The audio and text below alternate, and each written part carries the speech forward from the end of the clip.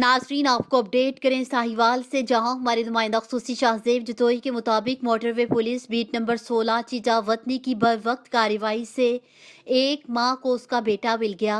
तफसीलात के मुताबिक CPO बीट नंबर 16 चीजावतनी रियाज अहमद डोगर को दौरान पेट्रोलिंग एक 14 साला गुमशुदा बच्चा मिला। बच्चे से जांच पड़ताल करने की कोशिश की गई, मगर जहनी तवाजुन दुरुस्त ना होने के बायस बच्चा कुछ भी ना बता सकता था। CPO रियाज अहमद डोगर बच्चे को अपनी गाड़ी में बिठाकर मोटरवे पुलिस के दफ्तर में लाए और बच्चे के वर्सा की तलाश शुरू की गई।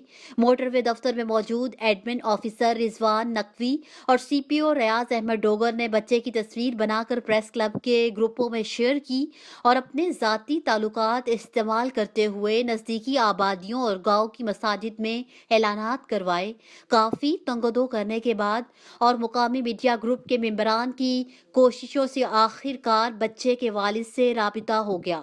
उसके वालिद को कॉल करके दफ्तर में बुलाया गया, जहां पर ज़रूरी कार्रवाई करने के बाद बच्चे को उसके वालिद और चचा के हवाले किया गया।